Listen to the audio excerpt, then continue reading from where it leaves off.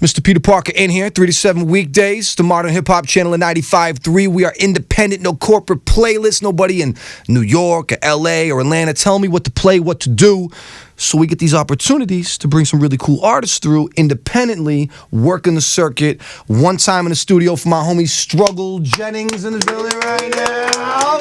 Appreciate it, brother. What's up, man? Welcome home, man. Yeah, man. Very cool to see what you're doing. I saw you on the Noisy documentary. Yeah. And what's happening with you guys down south. The country boys are really arriving right now. And you guys are mixing your culture, country music, southern culture, with this modern hip hop. Yeah. And I really like what you're doing. I saw some records you made with Yellow Wolf. Shorty's in the back, the guy shooting wild. It's very graphic, like horror movie status. Real life, man. Very dope, man. Very dope. Gotta keep it authentic. You know? So what's up with you? Talk about what you're doing right now. If people don't know who you are, what you're about, how would you describe your movement, man? Man, really my name just embodies it, you know. Coming from the streets and coming from a background, you know, I kind of straddled the tracks. You know, my grandfather being Waylon Jennings and being this big country music star that had the stigma of an outlaw, though. Yeah, He man. was a real deal outlaw. Yeah, man. And, you know, my mom was his daughter and my dad was old West Nashville, good old boy, thug, you know. Yeah, man. So I straddled the tracks. I saw both sides, for sure. You know, I'd be around Waylon and the higher class on the weekends, hanging out with my uncle, and then back on the weekdays, I'm right back in the hood with my mama. Yeah, man. So, just through life's course, man, I've been through a lot. Yeah. My people been through a lot, and I've seen a lot. And I just made the decision that I wasn't gonna conform, you know. I wasn't gonna, I was gonna do what the fuck I wanted to do. I was gonna do how I wanted to do it, what was authentic to me. Yeah. So I started digging into old country records, music that had a soundtrack to my life, and adding it to what was the soundtrack to my life, you know, that old Southern rap. But that's no difference what Jay-Z did with Reasonable Doubt. For sure. He took the records that his mom and dad were playing in the house, For sure. reworked them, and then presents it. It's the same thing. It's hip-hop. Exactly. Very, very cool, man. You got definitely some dope music. You got a show out here. You performing out here right now in Minnesota? Yeah, we're in Shakopee tonight. Dope. And you were saying one of the first features that you got paid to do was Kids from Minnesota. Yeah. That's cool. Yeah, Minnesota. Yeah, word up, man. Yeah. A little bit colder. Yeah. It's a heat wave right now, though. We're nice and warm. It's decent, 35 degrees. You can handle that. I don't think they were talking about that kind of snow. No, I'm hip. So, all right, so you as an MC, though, obviously the country influences are there. Your grandfather, legend. MC-wise, who inspired you? Oh, man. UGK, Tupac. Yeah. 8-Ball and MJG. Yeah. You know, I was an 80s baby, man, so I really started thriving in the early 90s. Yeah, man. You know, really started thugging and following the path I followed. So, yeah, that was probably my biggest influence. Most definitely, man. Yeah, I can see that. The No Limit, that whole era. Yeah, man. I still got True across my stomach Dirty, right now. the dirty, son. I remember though when it was coming up and we were doing the Biggie and the Nas and the Wu-Tang, all that up top, and then I remember opening the Source up and thinking to myself, seeing the No Limit advertisements in the back of the Source, and we're like, who's listening to this stuff, man? Y'all were, and y'all were really inspiring. We were down there in box Chevys with braids and gold teeth, selling crack, listening to Master P and crazy. Yeah, for sure. Very, very dope, man. Yeah. So you went away for a few years, though. You had a couple recently, 5 years. Yeah. How difficult was that, being the artist and the caliber of artist that you are, having to take that 5-year break like that? Was that? Oh man, that shit was detrimental. You know, it's like with anything, man.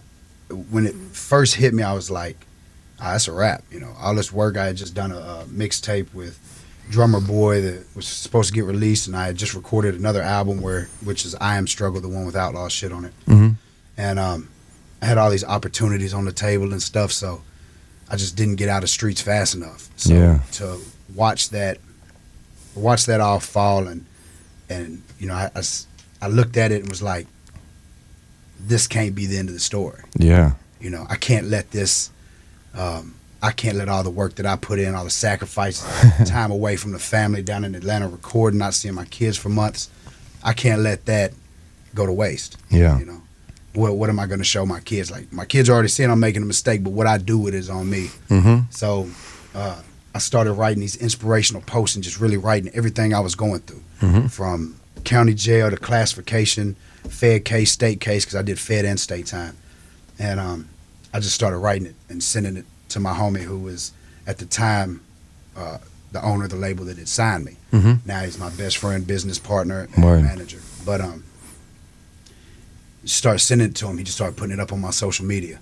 Next thing I knew, I was getting 20, 30, 40 letters a day from all over the world, as far as Australia, Finland, every state in America, of people just pouring out their hearts. And I wrote every one of them back. Yeah, man. You know, and I really just built my brand from that point on, built my brand on the connection of the struggle and what we're all going through.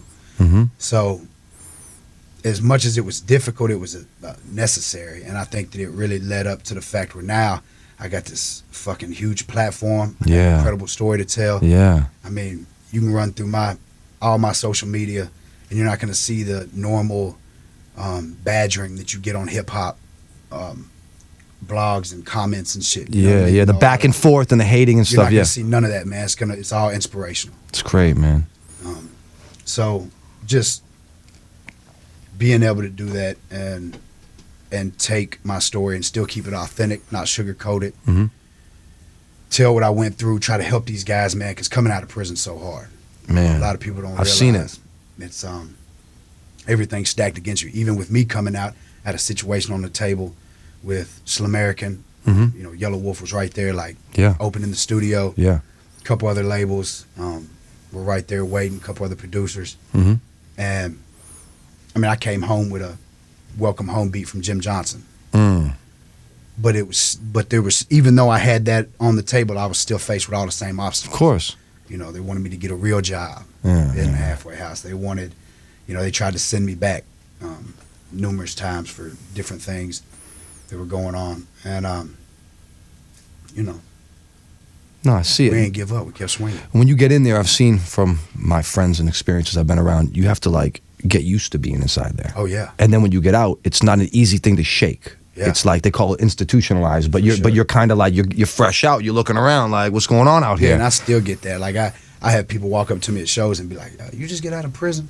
Before I go on stage, I'm like, "Yeah, why?" And they're like, "I can tell by looking at your eye, man. 100%. Checking the whole area out." But you know, I think my time was really hard because I didn't let myself all the way get institutionalized. Good for you. Of course, I got in routine, but when I hit the compound, I was looking around. I see the guys that are smashing honey buns and gambling and smoking. And, you know, I was 333 pounds. I was obese, and then I see the guys that are over there reading, working out, you know, on some grown man shit. And I just decided, I was like, I'm gonna make this the best. Hell yeah. That I can make it. Good move. And I went there, lost 120 pounds, gained, you know, 100,000 fans. And, dude, cool. Very cool. They've been riding with me the whole way because of that. When I saw you on the Noisy documentary, I saw you in the gym hanging out with Bubba Sparks, a pioneer for this sound. Yeah, man. Talk about your relationship with Bubba. Well, you know, of course, growing up in the South, being a hip hop fan, I was a huge fan of Bubba. Yeah. The Deliverance album was definitely one of the inspirations to say, you know what, fuck it, I can do that. Yeah. You know? Kind of the same way, you know, a lot of the other rappers were that made it on the radio, being real. So Bubba was definitely an influence in my life, and I had met him at Tree Sound right before I went down. Yeah. We were at a listening party at Tree Sound Studios, and we had bumped into each other, and we talked a little bit, and I was fighting my Fed case at that time. So it was just a quick interaction. Then when I get out, the homie Yellow Wolf is offering me a deal, and he's signing Bubba as well. So that was the first thing he did. He signed me and Bubba Sparks and Cub, Cook-Up Boss. Yeah. So being label mates, but have already met, me being a fan, him being a fan, because by this point he had his Average Joe's album. He was doing like a country rap type thing. And so he had heard, you know, he was fully aware of what I had done and what I was doing. Yeah. And well, we just clicked, man. You know, we both went through a lot of the same struggles, and endured a lot of the shit, overcame a lot of the same shit. Yeah, yeah. So, yeah, man, he just became the homie, man. I got his back to the fullest now. And that's cool to see him up. And I didn't realize that he had his own issues, with prescription pills and things like that, and to be so open about it. And the way the video and the thing was shot with you guys, I think you guys are doing like you guys are working out. And he's just like, yeah. And he was so candid and open about it. It was really cool to see, just almost cleansing, like talking about it and being really open. That was cool. It's so cleansing, you know. And that's a reality, man. Like, so many people in our country and all countries, but millions of people are going through the same thing. Definitely. So being able to be open about it not only gives you that freedom, that cleansing, but it's giving somebody else hope. Definitely. That they can make it out of it. Most definitely. We always wonder, where was he? What's going on? And then, okay, now it makes sense. And to see the comeback, phenomenal. Yeah, his new EP is incredible, man. If people want to see you, watch the music, see what you're doing, how do they connect with you? Social media, online, where would you direct people? Yeah, I got strugglejennings.com. It should link you to, Instagram, social media, YouTube. It's Struggle Jennings. We got an incredible documentary series that shows. It's 5 episodes before I went to prison, while I'm fighting my case. 5 episodes since I've been home, and then I think we're like maybe 4 or 5 more right now. So we've been slowing down on them a little bit because we got a couple offers. That's cool. For the documentary series. Things happening. So, yeah, but we're still putting up content. So, but check it out, man. It's